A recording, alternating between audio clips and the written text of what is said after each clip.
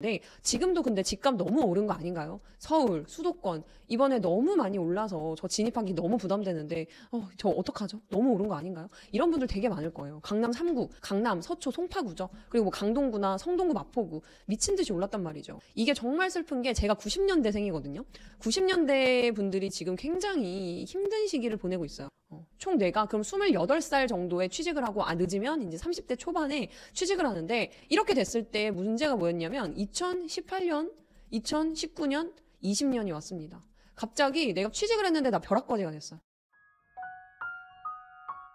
10월 15일 부동산 규제 이후에 지금 현재 상황에 대해서 좀 짚어보고 여러분들이 어떤 포지션을 가야 되고 지금 상황에서 어디를 봐야 되는지 간단하게 말씀을 드리겠습니다. 일단 부동산 기사를 보겠습니다. 부동산 불안에 기준금리 동결했지만 서울 집값은 우상향에 무게를 두고 있다. 결론적으로 지금 현재 기준금리를 4차례 동결을 했어요. 이유는 결국에 기준금리를 인하하게 되면 그 유입 자금이 결국 부동산으로 가게 되겠죠. 혹은 주식, 코인 같은 자산으로 흐르기 때문에 제 카페에 게시글에도 제가 글을 써놨는데 2020년과 2022년 코로나 여파 때 2020년 그리고 2021년 이 당시에 코로나 여파로 인해서 기준금리를 급격하게 인하를 하게 됐죠. 왜냐하면 시중에 돈이 풀리지 않아서 그 돈을 풀리게 하기 위한 어떤 양적 완화를 진행을 했단 말이에요. 그런 영향으로 일시적으로 그렇게 금리를 급격하게 낮추고 또 이후에 러우 전쟁이라든지 원자재 상승으로 급격하게 가격을 또 올리고 이런 영향을 주면서 굉장히 가격의 오름폭이 컸다가 내렸고 이런 역할을 했단 말이죠. 그래서 지금도 4차례 동결을 하고 있는 상황입니다. 10월 15 대책 앞두고 막차 수요가 폭증을 했었죠. 지금 부동산 실거래 신고를 여러분들이 보시게 되면은 실제로 몇 억에 거래됐다고 하는 거는 10월 15일 더 훨씬 이전에 보통은 계약부터 했을 때 30일 이내에 실거래가 신고가 되어야 돼요. 안 그럼 벌금입니다. 근데 이 실거래 신고가 돼야 되는데 이게 이전 거래였다는 거죠. 그리고 지금은 토허제가 생겼잖아요. 토지거래 허가구역이 생겨서 구청으로부터 허가를 받아야 돼요. 나 저 집 살게요 하고 허가를 받아야 되는 거죠. 내가 내 자산을 사고 내 자산을 취득할 때 남에게 허가를 받아야 된다는 게 조금 말이 안 되지만 현재는 그렇습니다. 그러면 허가까지 평균 2주가 걸리기 때문에 실거래가 신고가 더 늦어질 수밖에 없어요. 그렇기 때문에 지금 보시는 그런 실거래 신고가는 예전 거래다. 근데 이때 가격이 정말 미친 듯이 올랐어요. 뒤에서도 설명드릴 거지만 7억이었던 수지 아파트가 지금 몇 달 사이에 불과 반년도 안 해서 9억이 됐어요. 제가 이때 구독자분들한테도 그리고 수강생분들한테도 여기 되게 좋다고 말씀을 많이 드렸단 말이죠. 근데 이게 지금 9억이 됐어요. 급격하게 많이 올랐어요. 이런 데는 좀 주의 깊게 보셔야 돼요. 물론 굉장히 좋은 단지는 맞습니다. 지금도 의미 있는 단지고. 그런데 이렇게 막차 수요가 폭증을 해서 서울 아파트 거래량이 한 달 새에 62%가 올랐다고 해요. 그래서 건설 산업 10년 내에 최악의 경영 실적, 부실 심화되고 피해가 커졌다고 해요. 그래서 앞으로 여러분들이 아파트 보실 때 최대한 지금 울산 같은 경우는 전세가가 미친 듯이 올라가고 있고 아마 매매 가격을 올려줄 겁니다. 그리고 부산 같은 경우도 대구 이런 곳들도 메인 입지 꼭 보셔야 되는 곳만 봐야 돼요. 30평대 그리고 신축 주변에 공급이 좀 적어야 되고 없어야 되고 그리고 학군지가 좋은 것들 이런 것 위주로 핵심 광역시 위주로만 꼭 보셔야 되고 그 외에는 건설사에서 이제 집을 안 질 겁니다. 30년 된 40년 된 구축 아파트가 10억 이상을 가면 굉장히 의미가 있어요. 왜냐하면 이건 재건축이 완료되고 준공되고 2년이 지나면서 날개를 달고 20억은 갈 거기 때문에. 그런데 지금 이런 단지가 아닌 곳들 지방에 보시면 3, 40년 된 곳들은 1억이에요. 아파트 가격이. 그럼 분담금을 4억씩 내면서 들어올 사람이 없단 말이죠. 분담금이라는 거는 내가 조합 자격을 갖게 되면 재건축에 내가 이제 조합원 자격을 얻게 되면 추후에 아파트 사업성의 여부에 따라서 내가 돈을 추가로 내야 돼요. 근데 이게 4억이면 그냥 이 돈이면 차라리 다른 거 사지 이런 분들이 많거든요. 지방은. 근데 10억짜리 분담금 4억 내면서 20억짜리 받을 분들은 많습니다. 그렇기 때문에 아파트 가치로 봤을 때 땅의 가치가 굉장히 좋은 입지를 앞으로는 더욱더 잘 보셔야 돼요. 예전처럼 갭 금액이 5천만 원이다, 1억이다, 갭 금액 2천만 원이네, 싸다 하고 들어가는 시기가 아니라는 겁니다. 전세가율이 80%인 곳은 그만한 이유가 있는 거예요. 전세가율이 80% 이런 곳들 전세 매매 가격 대비 전세가가 80% 10억 아파트 10억이면 전세 가격은 8억 이런 곳들은 이유가 있어요. 내가 굳이 매매 안 하고 여기는 전세로 살 정도밖에 안 돼라는 심리가 반영이 돼 있는 거죠. 그래서 굉장히 중요하고 여러분들이 눈여겨봐야 돼요. 이런 분들이 있으시죠. 그런데 지금도 근데 집값 너무 오른 거 아닌가요? 서울, 수도권 이번에 너무 많이 올라서 저 진입하기 너무 부담되는데 저 어떡하죠? 너무 오른 거 아닌가요? 이런 분들 되게 많을 거예요. 강남 3구, 강남, 서초, 송파구죠. 그리고 뭐 강동구나 성동구, 마포구 미친 듯이 올랐단 말이죠. 2020년의 그래프를 봤을 때 그래프가 뭐 이 정도였다면 2021년 최고점 상승기 때. 지금 강남이나 성동구는 이런 느낌이에요. 정말 많이 올랐어요. 네, 요 이렇게 하락을 하면서 당연히 올라갔죠. 23년도, 4년도에, 3년도에. 어쨌든 가격을 미친 듯이 올렸다. 저 벼락거지 된 것 같아요. 이런 분들이 다시 나오고 있습니다. 이게 정말 슬픈 게 제가 90년대생이거든요. 90년대 분들이 지금 굉장히 힘든 시기를 보내고 있어요. 봐봐요. 남자가 4학년 정도, 군대 4년, 대학교 4년 갔다가 이제 한 2년 정도, 요즘은 군대 몇 년인지 제가 잘 모르겠어요. 군대 갔다가 하면은 한 6년이에요. 근데 이때 이후에 졸업하고 바로 취직하는 거 아니죠? 준비를 하잖아요. 한 1년에서 2년 정도 이렇게 준비를 합니다. 그러면 그 텀이 있을 거 아니에요. 그러면 8년이 걸려요, 8년. 총 내가 그럼 28살 정도에 취직을 하고, 늦으면 이제 30대 초반에 취직을 하는데, 이렇게 됐을 때 문제가 뭐였냐면 2018년, 2019년, 20년이 왔습니다. 갑자기 내가 취직을 했는데 나 벼락거지가 됐어요. 갑자기 주식하라 그래서 주식 뭐지? 뭔지도 몰라. 부동산 뭔지도 모르는데 집 사래요. 어떻게 사요, 그걸? 그래서 나 벼락거지 됐나 보다 했던 게 2020년이었어요. 이제 이후에 하락기가 좀 왔죠. 근데 이때 하락기가 왔을 때 두 가지로 나뉘었어요. 2020년을 명확하게 기억하고 준비를 하셨던 분들은 집을 샀어요. 왜냐? 지금이 기회라는 걸 알고 있기 때문에 23년도 폭락기가 샀습니다. 매수를 했어요. 근데 못 산 분들이 있어요. 이런 분들은 이때 관심을 안 가진 분들이에요. 관심이 있었다고 하더라도 제대로 공부하고 스터디하지 않고 내가 집중해서 요 선택과 집중을 하지 못했던 분들, 이런 분들은 그리고 또 고민을 했겠죠. 당연히 이때 1, 2년 공부한다고 집을 살 수 있는 거랑은 또 별개잖아요.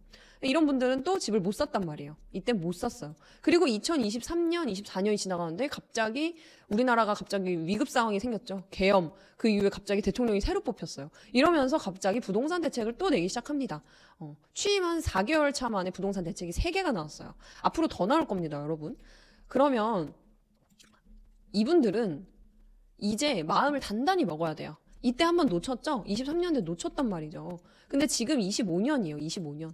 제 생각으로는 1, 2년 정도 기회를 줄 거라고 봐요. 그래서 여러분들이 짧고 굵게 빨리 어쨌든 시간을 많이 내서 지금 시기 공부를 해야 된다는 거죠. 지금 놓치면 여러분들이 이제 앞으로는 더 기회가 없을 거라고 저는 생각을 합니다.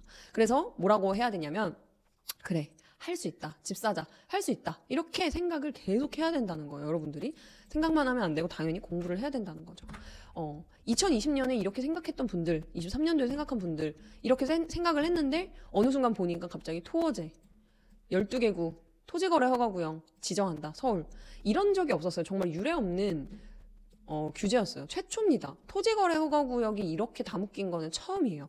기존에 어디가 있었어요? 잠삼대청, 잠실, 그 다음에 뭐 삼성, 대치, 청담 이런 데 위주, 그리고 뭐 목동이라든지 압구정, 여의도, 목동, 성수, 그 다음에 뭐 이런 곳들, 뭐 용산 정비창, 이렇게 나름 수익성이 굉장히 좋은 곳들이 묶여 있었는데, 이렇게 일반 서민들도 살 수 있는 3억이든 4억이든 상관없어요. 저희 부모님 집이 3억 아파트인데 이거 토어제로 묶였습니다. 이거 뭔가요? 이렇게 묶여버렸어요. 그러니까 여러분들이 생각하셔야 되는 거는, 정부에서는 여러분들을 지켜주지 않습니다. 어떤 정부든지 마찬가지예요. 생애 최초자분들을 이제 지켜줘야 되잖아요. 솔직히 집 처음 사는 분들. 근데 이분들도 LTV 지금 70% 됐죠. 원래 80%였는데. 70% 됐습니다. 생애 최초로 정책자금 대출, 뭐 보금자리론, 디딤돌 이런 거 받는 것도 마찬가지고요. 일반 은행권에서 생애 최초 받을 때도 70%예요. 계속 줄여버려요. 이 토어제라는 게 79년 때 도입이 됐습니다. 그때는 경제가 막 상승하고 있었어요. 박정희 정권 때죠.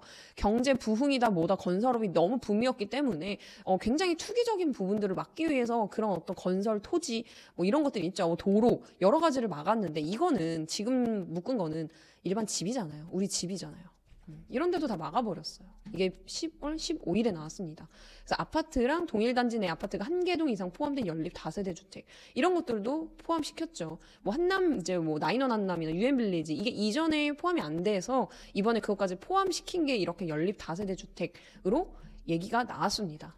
그러면은 지금 어떤 상황이냐면, 이렇게 돼서 일반 서민들이 집 사기가 어려워졌고, 입법조사처에서 어떤 공문 하나를 냈어요. 자료조사를 해서 그걸 냈는데, 집 살 기회가 줄고 주거비가 는다, 이렇게 쓴소리를 했다고 합니다. 그래서 지금 전세 매물도 너무 없고, 그래서 수도권 전세 가구 주택 구입 기회 제한.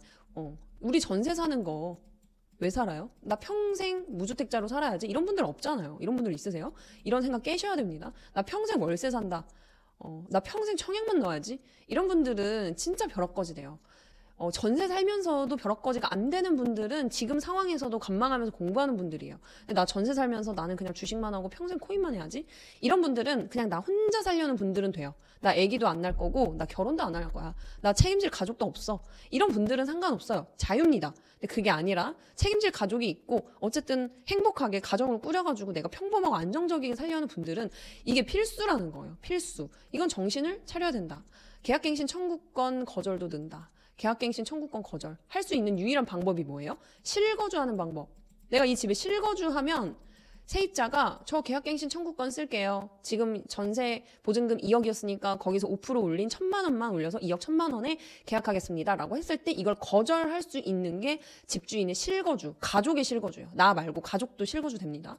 그래서 이걸 거절하겠죠. 왜냐하면 전세 금액도 계속 올라가고 있기 때문에. 그리고 이분들이 거절하고 내가 여기를 실거주하겠죠. 지금 1주택자인 분들 전세 대출 안 나오잖아요. 내 집 전세 주고 나 전세로 사는 분들도 많은데 그거 안 되죠. 그러니까 이 집 들어가서 사는 거예요.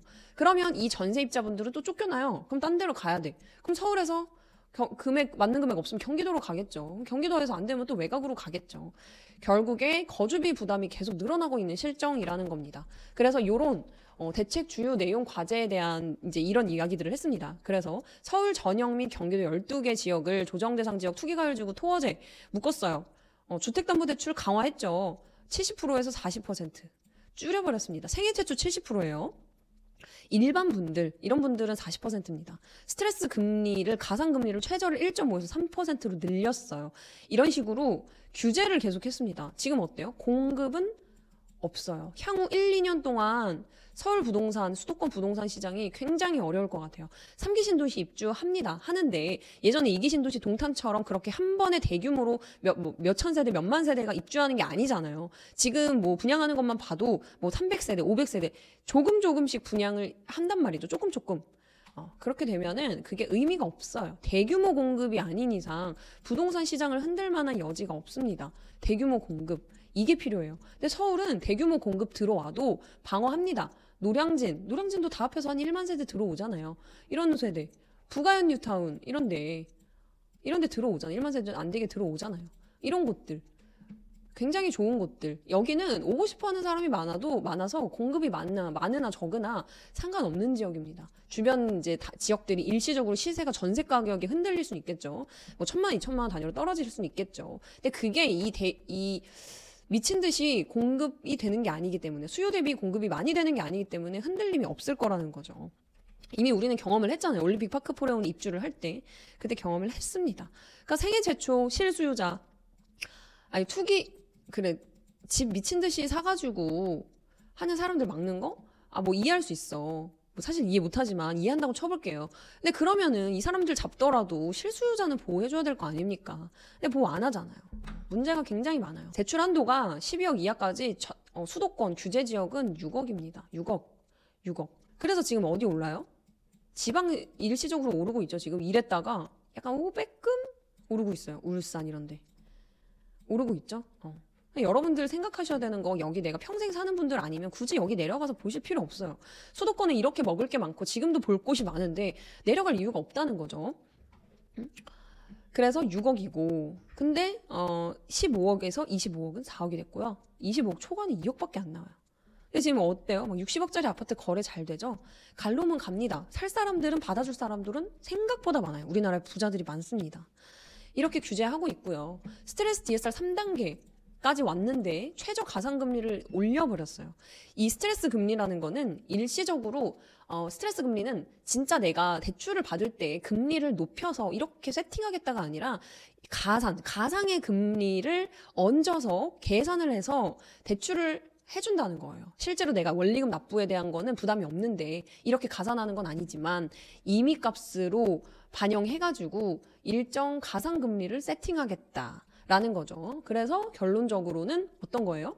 내가 4%일 때 받을 수 있었던 대출 금액이 예를 들면 5억이라고 쳐볼게요. 근데 스트레스 DSR에 가상금리까지 더해지니까 똑같은 실질적으로 내가 원리금 내면서 갚는 금액은 4%인데 내 대출 금액은 4억, 3억으로 줄어들어 버렸어요. 지금 이게 가상금리입니다. 그런데 이게 어떻게 됐냐면 수도권 같은 경우는 원래 기존 스트레스 금리가 1.5%였고 신규 스트레스 금리가 3%였어요. 근데 이거를 1.5%씩 늘려버렸습니다. 결국 여러분들이 대출을 받으실 때 뭐를 감안하셔야 되냐? 내가 4%가 아니라 5.5%일 때의 스트레스 금리, DSR 한도를 계산해 봐야 된다는 거죠. 이게 어려우신 분들은 차근차근 공부하시면 돼요. 결국 4.5%가 아니라 5.5%일 때 내가 대출 얼마 받을 수 있냐라는 걸 임의값으로 해보셔야 된다는 거죠. 왜냐하면 내가 대출이 잘 나와야 되기 때문에. 그래서 지금 뭐 영끌, B2, 2030 영끌족 한때 이거 키워드였죠. 지금 영끌 완전 불가능해요. 6억밖에 못 받아요. 6억. 이거 원리금 300만 원씩 나갑니다. 근데 직장인 부부 이거 감당하실 수 있는 부부들 많아요. 요즘 부업도 많이 하고요. 그리고 직장 연봉도 높아졌어요. 대기업 직장인들 대리 정도 달면 그 연봉 1억 정도 되죠. 그래서 이 정도는 충분하다는 거예요. 영끌 할래야 할 수가 없다. 빚을 많이 받아야 돼요. 지금은. 영끌이란 단어가 지금은 통하지가 않습니다. 그래서 대출을 적게 받는 게 더 리스크예요. 지금 상황에서는. 인허가 실적 보겠습니다. 인허가 실적. 인허가 착공, 준공. 전국 수도권이 있는데 수도권 볼게요. 수도권 15년에 40만. 지금 반토막 났죠? 마찬가지로 착공 38만. 반토막 났습니다. 더 났죠? 반토막. 준공 준공은 조금 비슷하네요. 그럼 여기서 뭐가 문제예요? 예전에는 인허가 착공을 어느 정도 인허가 잘 해줬는데 그래서 준공까지는 어느 정도 괜찮았는데 지금 인허가랑 착공이 반토막이 났다는 거는 앞으로 준공에도 영향을 준다. 그래서 지금 20만 들어오면 이제 앞으로 여기 어떻게 돼요? 10만 들어오는 거죠. 살고 싶은 사람 많지만 못 들어온다. 대책을 내놓을 때는 부작용을 면밀히 검토를 해야 됩니다. 정치를 하는 분들 그리고 이런 위에 이렇게 우리 국민들을 살피는 사람들은 이 정책을 내놨을 때의 이 부작용이 뭘지 이걸로 피해보는 사람들이 분명히 나오는데 그거에 대한 검토를 해야 돼요. 지금은 전 국민이 피해를 보고 있어요. 집 산 사람은 지금 아무런 영향이 없어요. 집 최근에 산 분들 없어요. 저도 없어요. 이미 세팅 완료해놨는데 그럼 지금 누구를 때려잡는 정책이에요? 무주택자. 그래서 무주택 포지션 하지 말라고 계속 얘기 드리잖아요. 무주택 포지션은 내가 자본주의에서 돈 안 벌겠다는 소리와 똑같습니다. 직장 안 다니겠다는 소리랑 똑같아요. 정부가 모를까요? 이거? 정부가 모를까요? 어떻게 몰라요? 알죠. 우리나라 50% 무주택자잖아요. 한 40에서 50%. 이 사람들 표를 받아야 될 거 아닙니까? 그래서 이러는 거예요. 주택 가지면 세금을 납부합니다. 그러면은 정치 성향이 바뀌어요. 앞으로는 가진 자랑 못 가진 자가 더 많이 나뉘게 될 거고요. 서로 이해 못 합니다. 당연히 이해 못 하죠. 가진 사람들은 세금을 내요, 세금.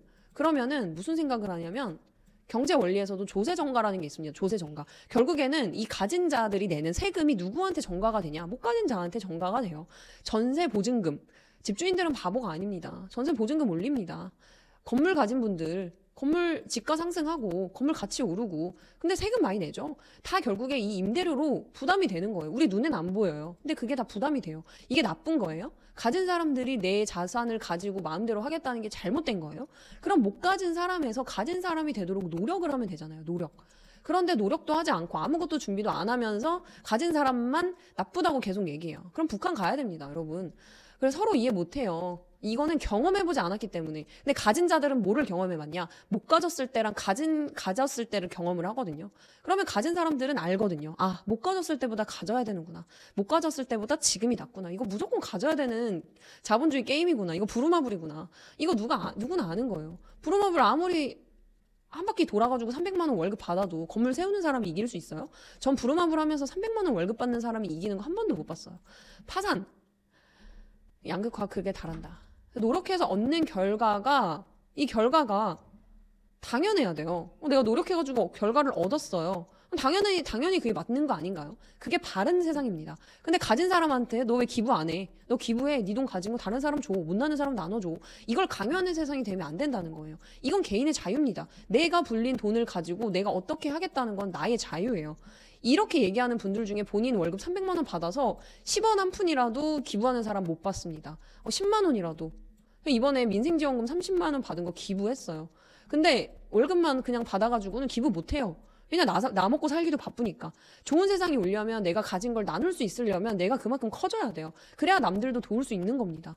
좋은 영향력이라는 걸 끼치려면 남들에게도 내가 좋은 영향력을 끼칠 만큼의 단계까지 올라가야 돼요. 그걸 하려면 어떻게 해야 돼요? 계속 올라가야 돼요. 근데 계단이 일정하지가 않습니다. 계단을 올라가면서 갔다가 떨어지기도 하고요. 올라가기도 하고요. 계속 이런 시련을 겪으면서 우리가 올라간단 말이죠. 그래서 절대 불로소득이 아니라는 거죠. 이런 분들 특징은 앉아서 10억 번다 이런 기사 보고 이것만 넣고 있어요. 서민들을 위한 로또. 이거 기사 자극적으로 써야 이분들도 좋죠. 이런 거 여러분들 넣을 수 있죠. 당연히 넣을 수 있어요. 저도 좋은 거 있으면 넣습니다. 다주택자들 넣을 수 있는 거 지금이 적지만 예전에 줍줍도 있고 넣었어요. 근데 이거는 여러분들이 이것만 바라봐서는 안 된다는 거예요. 이런 거 로또잖아요. 로또 안 돼요. 로또 사지 마세요. 전 로또 사지도 않아요. 그래서 관망이라는 건 결국에 준비를 하면서 지켜봐야 된다는 겁니다. 준비 안 하면요 기회 없어요. 준비 안 된 사람한테는 기회 안 줘요. 왜냐하면 본인이 계약서에 계약을 찍을 수 있는 배포가 안 되거든요. 이 배포를 누가 가질 수 있어요? 본인 스스로. 아무도 안 알려줘요. 유튜브, 인스타 이런 데서 영상 아무리 봐도 그분들이 계약서 도장 찍어주는 거 아니잖아요. 여러분들이 스스로 준비해야 됩니다. 지금부터. 그래서 심해지는 양극화 10월 서울청약 경쟁률 경기도 30배. 경기도 30배래요. 경기도에. 이렇게 서울 살고 싶은 사람들이 많대요. 고덕 아파트 전세 한 달 새 2억 올랐다. 11월 서울 11개 자치구 평균 전세값 역대 최고. 제가 내년 6월에 5월이죠 5월 1억 2천 올려봤습니다. 이분은 여기서 굉장히 오래 살았어요. 6년 이상 살았어요. 근데 이분이 이제 나가야 돼요. 나가야 돼요. 6년 동안 제가 5%만 올렸잖아요. 이분이 이제 나가셔야 됩니다. 이걸 인정해야 돼요. 여기 시세 주변에 1억 2천 지금 이분이 사는 이 금액으로 예를 들면 5억이면 주변 시세는 6억 2천인데 이 5억으로 살 수 있는 전셋집이 없어요. 전세 매물이 1000세대에도 지금 뭐 두세 개밖에 안 나오는데 아예 없거든요. 이분 여기 못 살아요. 예, 여기 마포인데 이분 못 갑니다. 이분 어디로 가야 되냐? 이제 동대문구나 다른 데 넘어가야 돼요. 밑으로 가야 돼요. 근데 여기서도 계속 전세 살잖아요. 그럼 이분 어디 가야 돼요? 결국에 경기도 가야 됩니다. 제가 계속 말씀드리죠. 경기 뭐 광명, 그 다음에 장위 이런 곳들 많이 넣으라고 말씀드렸는데 이런 곳들도 다 마찬가지예요. 이런 데도 욕 많이 먹었죠. 둔촌주공도 그래요. 욕 많이 먹었어요. 분양가 14억, 15억 할 때 욕 먹었죠. 14억에 입주권 거래됐어요. 지금 입주권 이거 들어가려면 현금 필요해요. 현금. 대출 안 돼서. 근데 이 현금 가지고 왔습니다. 주담대 안 되는데도 수재에 있는 아파트 26년 차 아파트인데 이게 7억 했던 게 불과 거의 1년 그리고 반년 이 정도 6개월 사이에 지금 9억 됐습니다. 9억 2천까지 거래됐어요. 이거 좋은 단지입니다. 그러니까 좋은 단지, 입지가 좋은 곳들은 여러분들이 계속 공부하고 눈여겨보셔야 된다는 거죠. 철산역 자이. 여기도 이제 분양했죠. 여기 고분양가 논란이 많았지만 8대1은 엄청 그 분양이 잘 된 건 아니에요. 분양이 좋다, 잘 됐다 하는 거는 두 자릿수 정도는 나와야 돼요. 그래도 이 정도면 잘 됐고 밑에 보시면은 74 타입, 의미 있는 세대들 84 타입 두 자릿수 다 넘었죠. 네. 그래서 여기 철산역 자이 같은 경우도 2단지, 1단지, 3단지인데 분양 세대가 여기 좀 있었지만 그래도 여기서부터 언덕은 있지만 버스 타고 가면 돼요. 좋은 곳입니다. 입지. 그래서 여기 안 되면 어디 가요? 철산역 아래쪽에 구축 보셔야죠. 주축 보셔야죠. 여기 지금도 5억에서 7억대 할 수 있는 데 있잖아요. 여기 가셔야 되는 겁니다. 여러분들 공부하셔야 돼요. 그래서 지금은 무슨 시대다? 중층 아파트, 주공 아파트 재건축의 시대입니다. 뭐 고덕, 지금 잠실, 엘리트레파, 잠실, 엘스 리센치 이런 단지들 다 5층 저층 주거 단지였죠. 여기가 지금 이제 5층짜리는 이제 타 대규모 단지들은 재건축을 했고 이젠 중층이에요. 15층. 어디가 있어요? 또 목동 이런 곳들. 철산단지 12단지, 철산주공 12단지, 13단지 다 좋은 단지예요. 굉장히 좋고 대제지분도 평균 대제지분 막 16평 이렇습니다. 34평 이런 것들은 더 높아요. 사업성 좋고요. 이게 지금 12억이란 말이죠. 13억. 30년 된 아파트 기준 좋은 지역을 보실 땐 30년 이상 된 아파트가 10억 이상 가는지를 꼭 보세요. 이러면 좋은 데입니다. 이런 거 사도 돼요. 재건축 시대. 좋습니다. 좋은 곳. 이제 장기 보유로 가는 거죠. 이런 단지 매수하시면. 좀 올라가면 강남이고 가산 디지털 단지 있죠. 거기서도 직장인들 많이 있죠. 그럼 앞으로 변화가 진행될 곳이 어딘가를 보셔야 돼요. 입지가 좋고 거기에 변화까지 있으면 지금 완전 금상첨화예요. 여기 지금 보시면은 신길, 에스티움, 그다음에 클래시안 뭐 이런 단지들 있죠. 뭐 자이 여기 되게 신축 아파트들 많이 들어왔어요. 입지가 바뀌었어요. 여기 지금 보시면은 우신초등학교라고 있어요. 여기가 다문화 비율이 굉장히 높아가지고 사람들이 선호를 많이 안 했던 곳이에요. 근데 여기도 바뀔 겁니다. 여기 지금 어때요? 다 구역 지정하고 계획 들어갔고, 이 구역 같은 경우는 지금 사업 시행 넘었고요. 그러면 또 신축 들어오고요. 그럼 여기 위에 올라가면은 영등포 쪽 올라가면은 이제 거기도 이제 단지들이 있죠. 거기가 또 수혜를 받을 겁니다. 변화가 진행될 곳이 어딘가를 보셔야 돼요. 근데 여기서 중요한 건 뭐냐면 여러분들한테 꿀팁을 드리면 지금 입주권이라는 건 현금이 필요해요. 그리고 재개발, 재건축 이런 것들은 재건축은 지금 이제 조합 설립 이후, 재개발은 관처 이후, 관리처분 인가 이후 단계가 되면 조합원 지위 양도가 생겨요. 이걸 매수하면 현금 청산 대상이 되는 겁니다. 간편 금액 정도만 받고 내가 조합원 지위를 신축 아파트 되는 그 권리를 못 받아요. 이게 투개괄지구로 지정이 되면서 그렇고요. 이거 해제되면 또 요거 해제됩니다. 요거 꿀팁인데 요거 해제되면은 또 기회가 있어요. 지금 갖고 있는 분들도 기회 있습니다. 그리고 분양권 같은 경우는 비과세 매물이 몇 개 없죠. 그래서 요거는 출발 가능 매물이 없기 때문에 여러분들이 변화의 흐름을 볼 수 있는 곳들을 보는 거예요. 마천 4구역, 부가현 3구역, 미아 9구역, 봉천 14구역, 불광 5구역. 관악구만 해도 지금 원래 기존에 변화가 없었어요. 많이 신축이 별로 안 들어오고. 근데 지금 이제 관드타 이런데 옆쪽으로 해가지고 이런 신축 아파트들이 이제 계획 있습니다. 그렇기 때문에 좀 가시화된 이런 호재들, 사업 시행 진행되는 이런 것들 위주로 좀 여러분들이 보시면은 좋을 것 같습니다. 이거는 여러분들에게 이거 사세요, 이거 아니에요. 여기 주변 한번 보시라는 거예요. 이런 것들도 공부를 해보라는 거예요. 여기가 변화가 되면 그 이후 어떻게 바뀔지. 그래서 여러분들에게 드리고 싶은 말씀.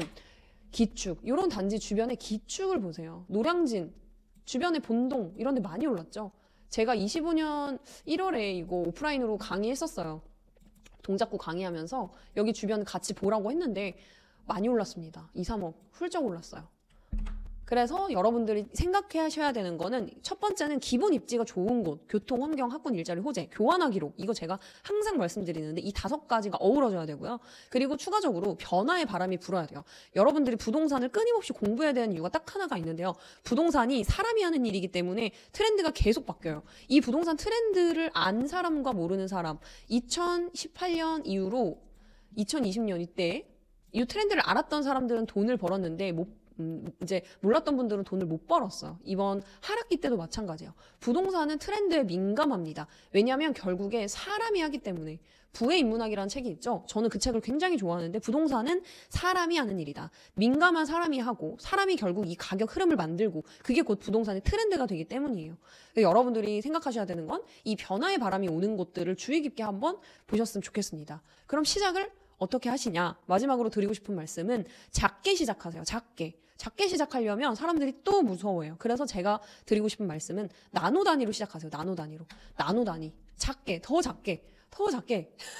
계속 작게 쪼개고 하는 거예요. 처음부터 집을 살 수 있는 사람이 없어요. 여러분들이 욕심을 부리는 것 중에 하나가 뭔지 아세요? 내가 이 부동산 문을 한번 열고 들어가서 의미 있는 걸 사야지. 이렇기 때문에 못 사는 거예요. 그럼 쪼개세요. 1개 들어가지 마시고요. 100개 들어가세요. 그럼 이 중에서 내가 살 수 있는 집 하나는 있겠지. 1개 들어갔는데 못 찾았어요. 실패했어요. 2번째 집에서도 실패했어요. 3번째 집에서도 실패했어요. 여러분들 이 실패를 겪고 하면 뭘 얻어요? 이 실패로 쌓인 경험치가 쌓이게 돼요. 이게 다 모여서 하나의 여러분들의 관점이 되는 거예요. 그래서 이 관점이 쌓이면 어떻게 되죠? 여러분들이 집도 사면서 여러분들이 그 한 채를 가진 그 어떤 경험과 관점을 통해서 2채도 할 수 있고요. 3채도 할 수 있고요. 아니면 한 채에서 2채로 갈아타기를 할 수가 있습니다. 2번째 주택으로. 이런 식으로 계속 늘려나가는 거예요. 그래서 나노 단위로 시작하세요, 여러분. 나노 스타트입니다. 한 채 문 열고 하나 문 열고 들어가서 살 거라는 욕심을 버려야 돼요. 이건 엄청 욕심이에요. 아무도 이렇게 못 사요. 스티브 잡스도 이렇게 못 사고요. 팀 쿡도 이렇게 못 살 거예요. 이해가 되시나요? 모든 성공한 사람들은 여러 번의 실패를 통해서 그거를 만들고 나 자신을 더 탄탄하게 만들어서 성공으로 이끌었다. 이걸 여러분들이 꼭 생각하셨으면 좋겠어요. 감사합니다. 내용이 좋았다면 구독, 좋아요 눌러주시고 궁금한 점은 댓글로 남겨주세요.